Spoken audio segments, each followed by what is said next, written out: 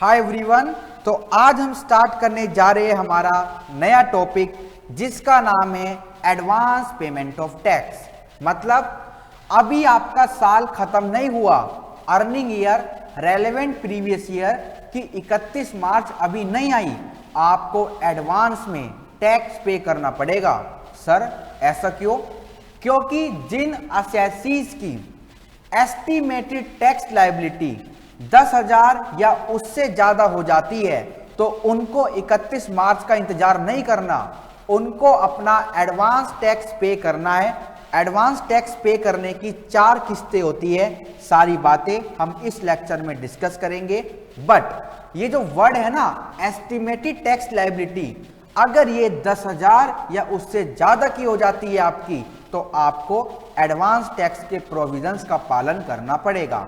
इसका मतलब आपको अपनी पूरे साल की एस्टिमेटेड, सेल्फ एस्टिमेटेड यानी खुद से इनकम निकालनी पड़ेगी कि मैं इस साल में कितना पैसा कहां से कमा सकता हूं। तो उस एस्टिमेटेड इनकम पे आप टैक्स निकालो सरचार्ज और सेस ऐड करके। और अगर वो एस्टिमेटेड टैक्स 10,000 या उससे ज्यादा बन रहा है तो आपको 31 मार्च आने का इंतजार नहीं देखना। आप अपने अकाउंटेंट के पास जाओ, उससे बोलो कि मेरे ऊपर एडवांस टैक्स के प्रोविजन लग रही है। वैसे तो वो आपको बताएगा, बट फिर भी क्योंकि सेल्फ असेसमेंट है तो आपको करना पड़ेगा। तो वो क्लाइंट आपके पास आएगा कि मेरी इनकम इतनी हो सकती है इस साल, तो फिर आपके अकाउंटेंट आपकी एस्टिमेटेड इनकम पर टैक्स निकालेंगे। अगर वो एस्टिमेटेड टैक्स 10,000 या उससे ज्यादा का बन रहा है तो एडवांस में टैक्स देना पड़ेगा सरकार को। ठीक है जी। बट आप एस्टिमेशन 2 चीज का नहीं लगा सकते। एक तो आपका कैपिटल गेन, आपका capital asset whether short term whether long term बिकेगा या नहीं, ये आप एस्टिमेट नहीं लगा सकते। तो आप उस इनकम को मतलब कैपिटल गेन को आप तभी एस्टिमेटेड इनकम में इंक्लूड करना जब वो कैपिटल एसेट बिक जाए। दूसरा कैजुअल इनकम, तो कैजुअल इनकम भी आप पता नहीं लगा सकते कि मेरी होगी या नहीं। तो इन दोनों चीजों को आप एस्टिमेटेड इनकम में नहीं लेंगे। तब जब ये इनकम हो जाएगी, जैसे 2 अगस्त को आपका कैपिटल एसेट बिक गया, तो जो कैपिटल गेन 2 अगस्त को हुआ वो capital gain estimated total income में ऐड कर देना और फिर दोबारा से एस्टिमेटेड टैक्स निकालना और दोबारा से सारी किस्तों का पालन करना। ठीक है जी। तो चलिए स्टार्ट करते हैं एडवांस पेमेंट ऑफ टैक्स। आइए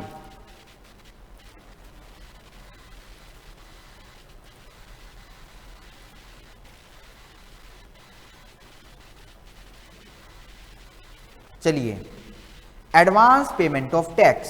तो एडवांस पेमेंट ऑफ टैक्स क्या है? असेसी को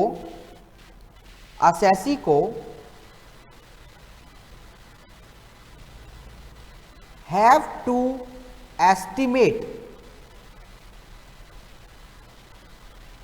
his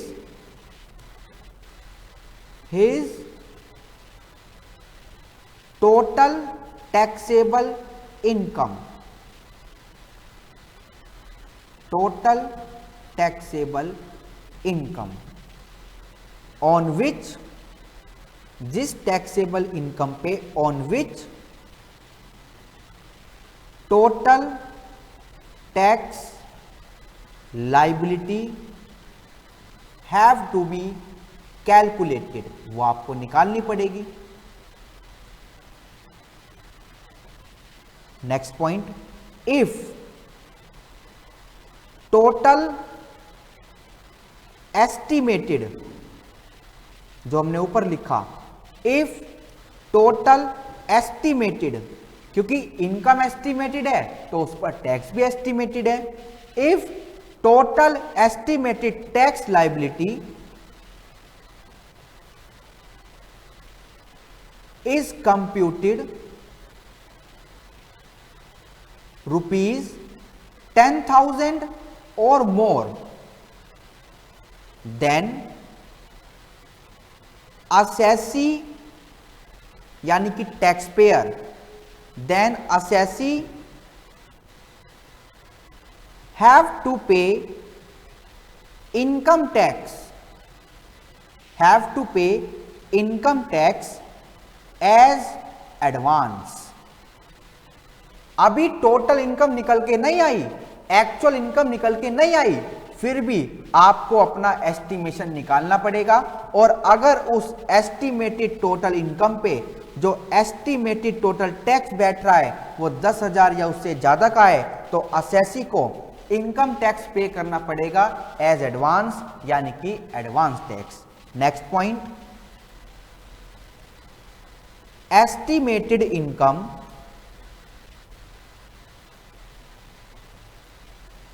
estimated income does not include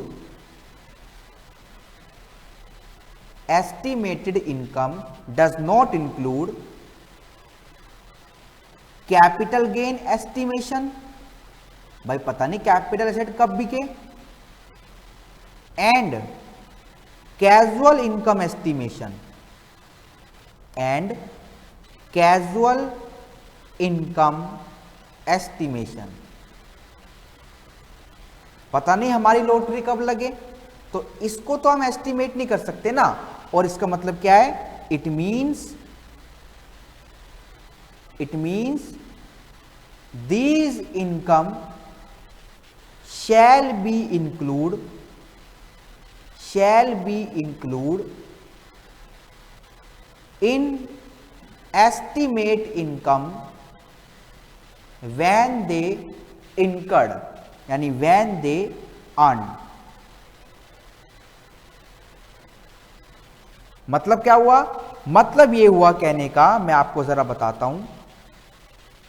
कहने का मतलब ये हुआ, जो आपका कैपिटल गेन है और जो आपकी कैजुअल इनकम है उनको आप एस्टिमेट नहीं कर सकते, तो एस्टिमेटेड इनकम में मत लेना। बट जब आपका कैपिटल एसेट बिक गया और आपको अगर उस पर गेन हुआ, तो तब उसको आप एस्टिमेटेड टोटल इनकम में इंक्लूड करना। फिर उसके बाद आपको एस्टिमेटेड टैक्स लायबिलिटी दोबारा से निकालनी पड़ेगी। सारी चीज कैसे होगी, क्वेश्चन सोल्व कैसे होगा, सब कराऊंगा। बट अभी जो चल रहा है उसको आप पढ़ते रहे, ठीक है जी। ऐसे ही जब आपकी लॉटरी लग जाए, जब आपकी कैजुअल इनकम हो जाए, तब आपको वो इनकम एस्टिमेटेड इनकम में डालनी है और फिर एस्टिमेटेड टैक्स निकालना है। और अगर वो 10,000 या उससे ज्यादा का है, तो फिर आपको एडवांस टैक्स का पालन करना है, ठीक है जी। बात समझ आती है।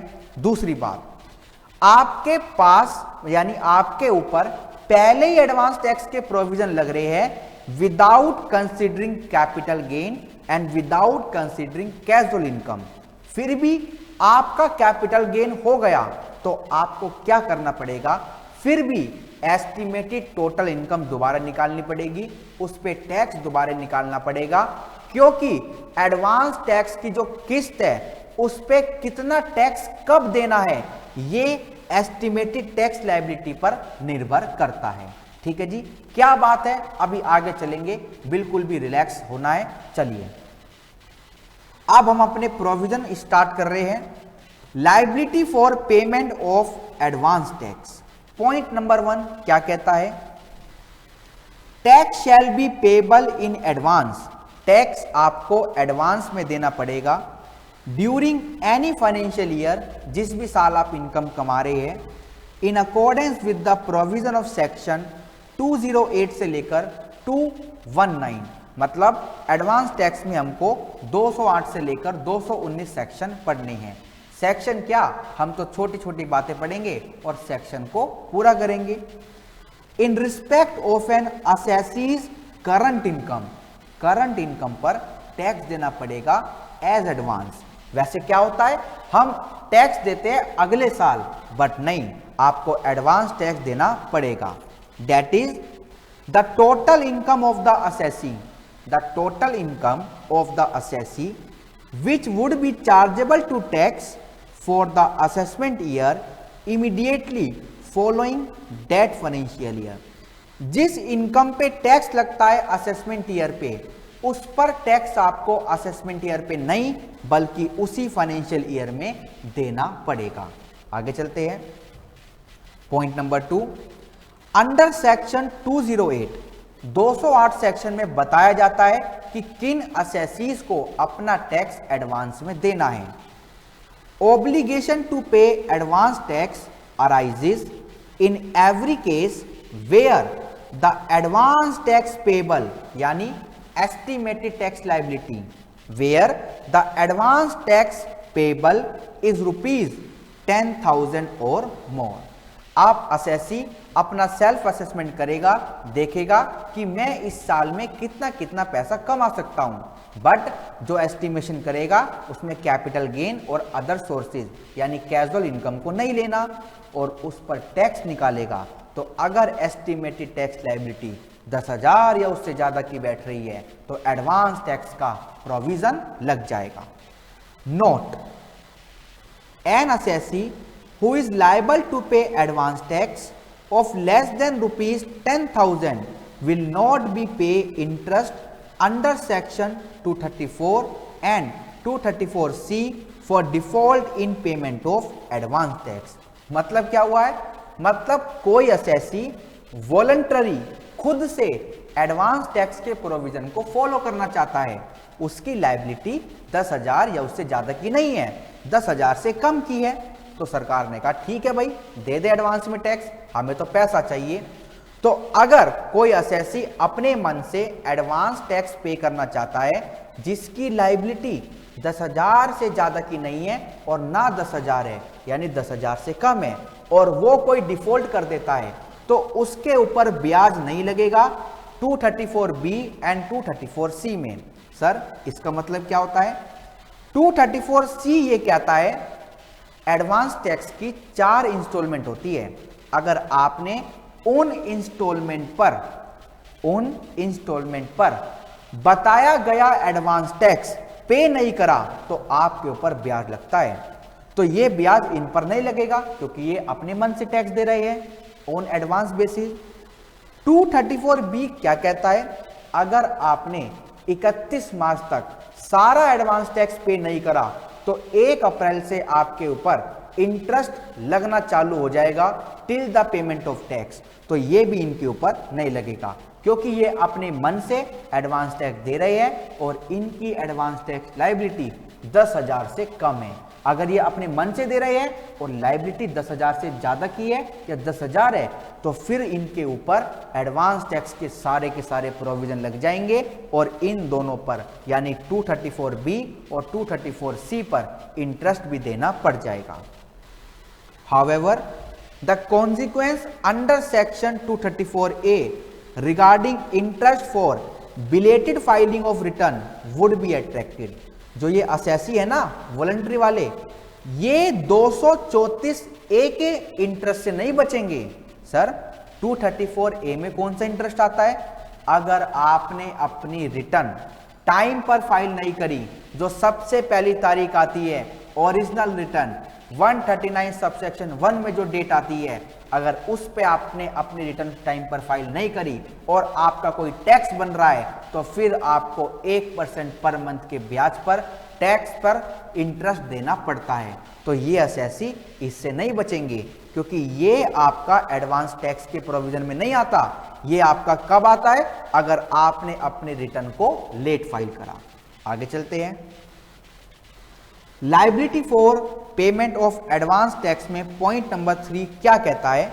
पॉइंट नंबर 3 ये कहता है कि जो सीनियर सिटीजन है 60 साल या उससे ज्यादा के और उन सीनियर सिटीजन की कोई भी बिजनेस इनकम नहीं है तो उन सीनियर सिटीजन को एडवांस टैक्स के प्रोविजन का पालन नहीं करना, चाहे इनकी एस्टिमेटेड टैक्स लायबिलिटी 10,000 है, 10 लाख है, 10 करोड़ है, 100 करोड़ है, क्योंकि ये सीनियर सिटीजन है और इनका कोई भी व्यापार नहीं है। तो जो व्यक्ति सीनियर सिटीजन है एंड क्या बोला मैंने? एंड इनका कोई भी बिजनेस नहीं है, कोई भी प्रोफेशन नहीं है, अदर इनकम कोई भी है, तो इनके ऊपर एडवांस टैक्स के प्रोविजन नहीं लगेंगे। In case of senior citizen who have only passive source of income like interest, rent, etc., then the requirement of payment of advance tax not be applicable.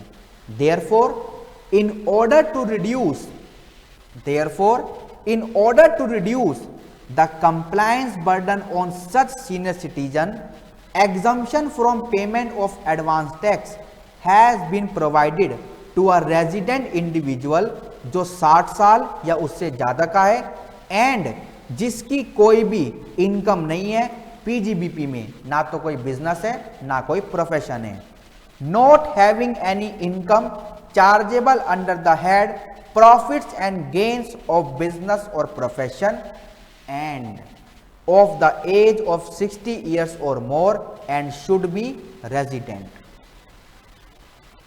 ये भी प्लस कर लो, should be resident.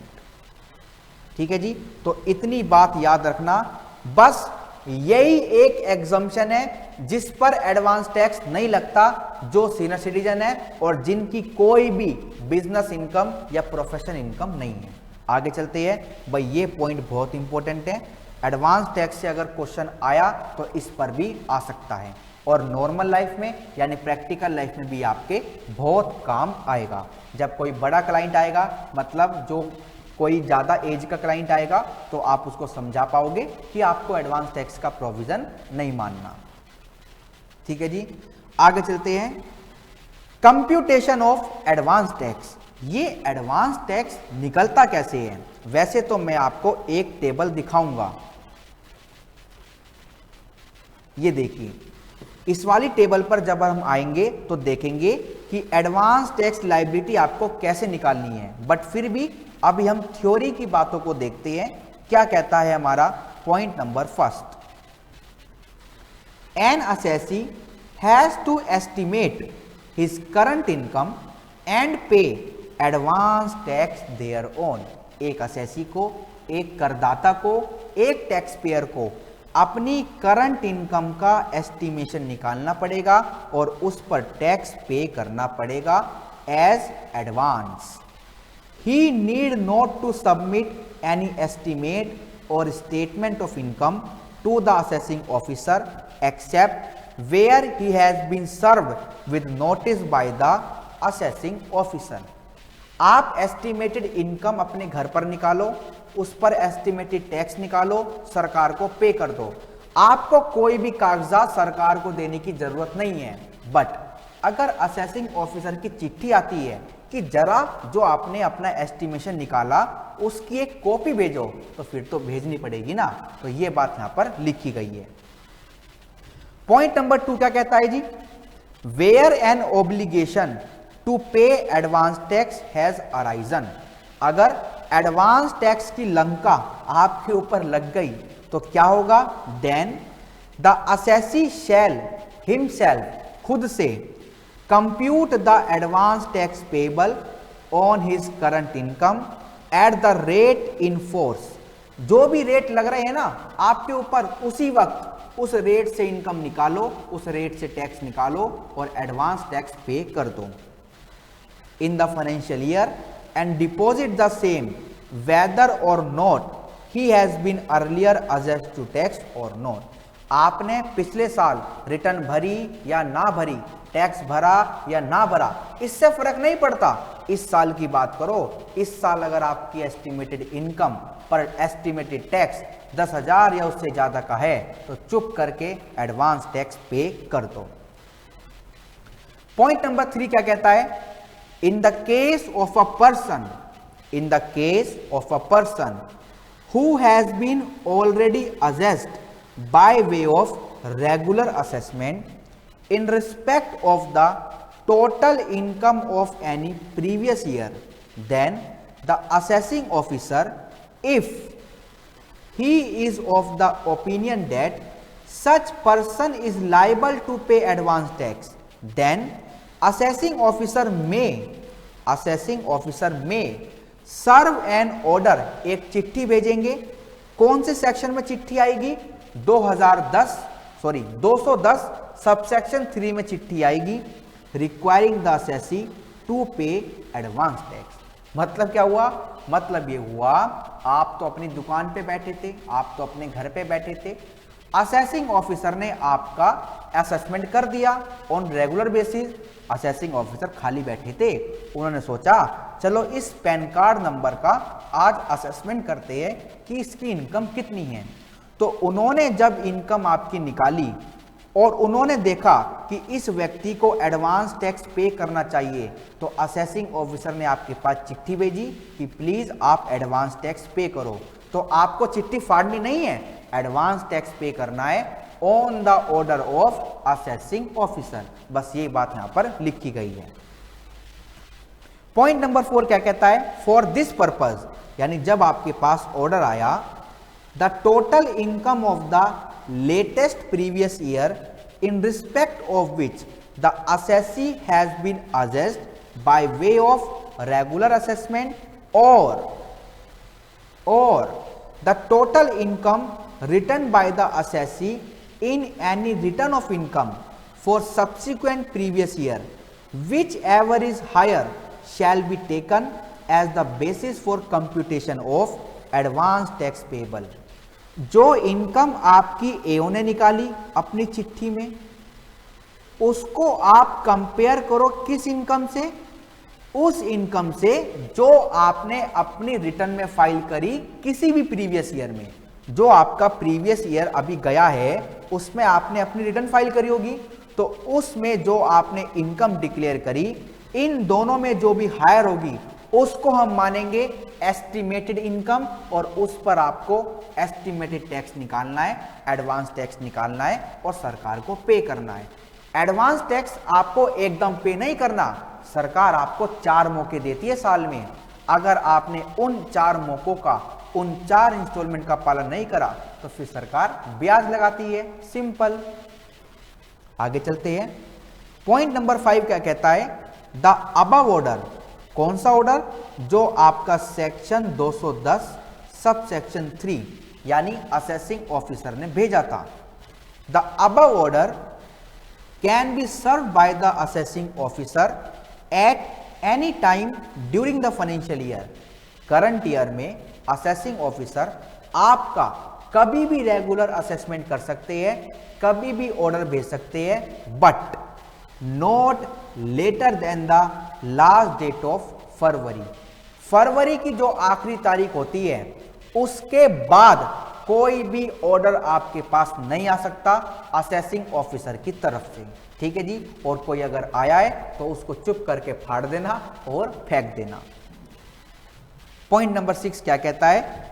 If after sending the above notice, जो ये notice आया इसके issue करने के बाद अगर असेसिंग ऑफिसर को ये लगता है कि यार मेरे से कोई गलती हो गई या फिर मैंने इनकम ज्यादा निकाल दी या कम निकाल दी, तो असेसिंग ऑफिसर अपने ऑर्डर को अमेंड भी कर सकते हैं। But before 1st of March of the financial year, then the assessee furnish a return relating to any later previous year or an assessment is complete in respect of later return of income, then the assessing officer may amend the order for payment of advance tax on the basis of computation of the income so return or assessed। ये but before 1 मार्च क्यों लिखा है? क्योंकि हमने तो ऊपर ही पढ़ा था कि 28 फरवरी के बाद जो भी ऑर्डर जारी होगा, मतलब 28 फरवरी या 29 फरवरी, 2 ही फरवरी आती है हमारे जीवन में, तो उसके बाद जो भी ऑर्डर आएगा आपके पास वो वैलिड नहीं होगा। ठीक है जी।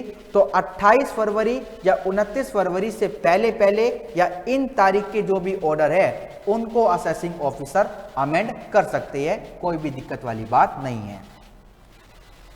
पॉइंट नंबर 7 क्या कहता है? इफ द असेसी फील्स, अगर असेसी को ये लगे, क्या लगे? That his own estimate of advance tax payable would be less than the one sent by the assessing officer, then he can file estimate of his current income and advance tax payable thereon। अगर assessee को ये लगे कि जो ये चिट्ठी आई है इसमें जो इनकम एओ ने निकाली है वो गलत है, मेरी इनकम इससे कम है, तो असेसी क्या करे? एक स्टेटमेंट बनाए कि मेरी इनकम ये रही, उस पे टैक्स ये रहा, ये लो असेसिंग ऑफिसर, आप गलत हो तो असेसी ऐसा कर सकता है। Point number 8, where the advance tax payable on assessee's estimation is higher than the computed by the AO, then the advance tax shall be paid based upon the such higher amount। अब उल्टा काम हो गया, assessing officer ने जो चिट्ठी भेजी उसके हिसाब से टैक्स कम बन रहा था और आपके हिसाब से यानी असेसी के एस्टिमेशन के हिसाब से टैक्स ज्यादा बन रहा था। तो अब असेसी सोच रहा है कि मैं तो कम टैक्स पे कर देता हूं, इन्होंने तो बोला है। नहीं नहीं नहीं, ऐसा नहीं होगा, आपको हायर वाला अमाउंट ही पे करना पड़ेगा। ठीक है जी, बात याद रखना। चलिए जी, पॉइंट नंबर 9 क्या कहता है, in all cases the tax calculated shall be reduce by the amount of TDS. मतलब क्या हुआ है, जो आपने ये एस्टिमेटेड टैक्स निकाला है ना, इसमें से हम टीडीएस माइनस करेंगे जो भी आपका कट चुका। मैं आपको एक टेबल दिखाऊंगा, वैसे मैंने दिखा दी थी, दोबारा दिखा देता हूं। देखो ये रहा, जो भी आपका टीडीएस कटा है, जो भी आपका टीसीएस कटा है, जो भी आपकी रिबेट है, सबको माइनस करेंगे और उसके बाद देखेंगे कि आपका एडवांस टैक्स कितना बनता है। अभी तो हमने क्या देखा कि आपकी एस्टिमेटेड टोटल इनकम निकालेंगे और उस पर एस्टिमेटेड टैक्स निकालेंगे, बट इसमें से हम कुछ चीज माइनस करेंगे, कुछ चीज ऐड करेंगे और कुछ चीज माइनस करेंगे। नेट अमाउंट को बोलेंगे एडवांस टैक्स। और ये एडवांस टैक्स भी आपको एकदम नहीं देना, इसके लिए भी आपको 4 मौके दिए जाएंगे। ठीक है जी, तो सारी बातों को डिस्कस करेंगे, धैर्य बनाए रखें। तो हम पॉइंट नंबर 10 पर आ चुके हैं। The amount of advance tax payable by N assessee in the financial year calculated by the assessee himself. Income assessee himself यानी खुद निकालेगा, based on his estimation of current income, और उस पर टैक्स निकालेगा। या फिर क्या होगा, चिट्ठी आएगी असेसिंग ऑफिसर के द्वारा कि आप अपना एडवांस टैक्स पे करो, और the assessing officer as a result of an order under section 210 subsection 3, अभी हमने पढ़ा था, इफ ऑर्डर केम, और amend order under section 210 subsection 4, या फिर इस ऑर्डर को अमेंड भी कर सकते हैं if assessee files return of income. अगर अपनी assessee return of income file कर देते हैं तो एओ क्या करेंगे, एओ ने जो ऑर्डर भेजा था उसको अमेंड कर देंगे। सिंपल सी बात है। ठीक है जी, चलिए, तो ये सिलसिला हमारा होता है खत्म। अब हम आगे चलते हैं। अब हम देखने जा रहे हैं procedure to pay advance tax on receipt of order from the assessing officer, section 210 subsection 3 और सेक्शन 210 सबसेक्शन 4। हमने कुछ बातें तो देख ली कि आपके पास चिट्ठी आएगी असेसिंग ऑफिसर की तरफ से। अब ये देखते हैं चिट्ठी आने के बाद प्रोसीजर क्या होगा एडवांस टैक्स को पे करने का। आइए एक बार पढ़ते हैं। The assessing officer may pass an order and issue a demand. जो डिमांड नोटिस जाता है वो हमारा सेक्शन 156 में जाता है, याद रखना। Requiring the assessee to pay advance tax. Assessing officer क्या कर सकते हैं, एक डिमांड नोटिस जारी कर सकते हैं सेक्शन 156 में कि असेसी प्लीज अपना एडवांस टैक्स पे करो। Condition to be satisfied for issuing such order. AO को कुछ कंडीशन का पालन करना पड़ेगा अगर उसको ऑर्डर देना है एडवांस टैक्स के लिए। क्या, the assessee has already been assessed by way of regular assessment in any previous year. किसी भी प्रीवियस ईयर में असेसी का रेगुलर असेसमेंट हुआ हो। दूसरी condition, the assessing officer is of opinion that such person is liable to pay advance tax. Assessing officer के पास कुछ सबूत होने चाहिए कि हां इसके ऊपर एडवांस टैक्स लग रहा है, आओ चेक करते हैं। तीसरी condition, such order can B pass eight any time during the financial year but not after last day of February. जो आप ऑर्डर इश्यू करोगे ना असेसिंग ऑफिसर, फरवरी तक कर देना, उसके बाद आपके ऑर्डर की कोई भी कीमत नहीं होगी। चौथी कंडीशन, वो ऑर्डर राइटिंग में होना चाहिए। ऑब्वियसली बात है, such order must be in writing. और उस ऑर्डर में क्या होगा, such order also specify the amount of advance tax and the instalment thereof to be paid by the assessee.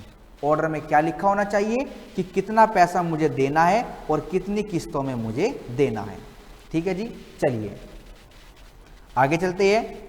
Note देखते हैं, नोट सेम हेडिंग है, अभी heading same चल रही है। नोट देखते हैं, such order can be issued even if assessee has paid any instalment of advance tax during the year which is in the opinion of the assessing officer not as per the provision of section 211। ये कह रहे हैं assessee ने advance tax की payment कर दी, पहली किस्त की, दूसरी किस्त की भी कर दी, तीसरी किस्त की भी कर दी, मतलब असेसी एडवांस टैक्स के प्रोविजंस का पालन कर रहा है, फिर भी असेसिंग ऑफिसर अपना ऑर्डर जारी कर सकते हैं, उनको पूरी की पूरी छूट है। Determination of advance tax by the assessing officer. Assessing officer advance tax को कैसे निकालेंगे, आइए देखते हैं। The amount determined by the assessing officer shall be higher of the following. Assessing officer दो टैक्स को कैलकुलेट करेंगे, उनमें से जो भी हायर होगा वो एडवांस टैक्स माना जाएगा। Tax on latest assessed income as per the regular assessment. जो भी आपने अपनी लास्ट रिटर्न फाइल करी थी, उस रिटर्न में जो भी इनकम डिक्लेयर करी थी उसको बेसिस बनाकर टैक्स निकालेंगे और इस टैक्स को कंपेयर करेंगे किसके साथ, tax on income declared by the assessee in the return relating to the previous year subsequent to the previous year for which regular assessment has been made. और जो भी आपका रेगुलर असेसमेंट असेसिंग ऑफिसर कर रहे हैं, अपने office में बैठे बैठे इनकम निकाल रहे हैं, उसको बिहाफ पर, उसके बेसिस पर टैक्स कैलकुलेट करेंगे और इन दोनों टैक्स में जो भी हायर होगा वो आपका क्या बनेगा, एडवांस टैक्स। और वो भी आपको एकदम पे नहीं करना, इंस्टॉलमेंट में पे करना है। ठीक है जी, बात क्लियर है। चलिए आगे चलते हैं। Procedure to be followed by assessee on receipt of such order में आगे देखते हैं क्या कहते हैं। Case number 1, advance tax to be paid by the assessee whether intimation to AO is required. हम 3 केस देख रहे हैं, उन 3 केस में ये देखेंगे कि एडवांस टैक्स क्या पे करना है, कितना पे करना है। फिर हम देखेंगे कि असेसिंग ऑफिसर को इंटीमेशन देना जरूरी है या नहीं। केस नंबर 1 क्या कहता है, where income estimate by the assessing officer is correct. जो असेसिंग ऑफिसर ने इनकम आपकी निकाली वो बिल्कुल सही है, तो आप क्या करो, उसी इनकम पर एडवांस टैक्स पे करो और कोई भी इंटीमेशन देने की जरूरत नहीं है, क्योंकि एओ सही है। On the basis of the order of the assessing officer you have to pay advance tax. दूसरा case, where assessee estimates his current income to be higher than the estimate by the assessing officer. जो income आपने निकाली वो ज्यादा है जो income एओ ने निकाली उससे, तो आप क्या करो, ज्यादा वाली इनकम पर एडवांस टैक्स पे करो, मतलब जो भी आपने निकाली on the basis of his own estimate. ये बातें रिपीट हो रही है, बस टेबल फॉर्म में हम देख रहे हैं। Where assessee estimate his current income to be lower than the estimate by the assessing officer. अब क्या हुआ, असेसी ने जो अपनी एस्टिमेटेड इनकम निकाली वो कम निकल के आई, एओ ने जो इनकम निकाली, तो इस केस में आपको टैक्स कौन सी इनकम पे देना है, जो आपने खुद निकाली, बट इसके लिए आप क्या करो, असेसिंग ऑफिसर को चिट्ठी भेजो। मैंने बताया था अभी 2 मिनट पहले कि सर ये हमारी इनकम है, ये हमारा टैक्स है, प्लीज एक्सेप्ट। तो आपको यहाँ पर इंटीमेशन देनी पड़ेगी। Assessee shall submit his own estimate of current income to the assessing officer. और वो फॉर्म क्या होगा जिस फॉर्म में आप इंटीमेशन भेजोगे? Form number 28A। ये फॉर्म प्रैक्टिकल लाइफ में आपके बहुत काम आते हैं जब आप प्रैक्टिसिंग प्रोफेशनल बनते हो। ठीक है जी, तो ये सारी बातें पहले भी हो चुकी थी। अगर आपकी इनकम ज्यादा है तो ज्यादा पे टैक्स दो, आपकी इनकम कम निकल के आई तो कम पर टैक्स दो। बट यहां पर असेसिंग ऑफिसर को आपको चिट्ठी भेजनी पड़ेगी। कौन से फॉर्म में? Form number 28A। ठीक है जी, चलिए अब हम इसके बाद देखेंगे कि जो एडवांस टैक्स आपका निकल के आया उसको एक साथ पे नहीं करना, उसकी कुछ इंस्टॉलमेंट है। तो इसके बाद हम उन इंस्टॉलमेंट को देखेंगे। आई होप आपको ये लेक्चर समझ आया होगा। ठीक है जी, चलिए, थैंक यू सो मच।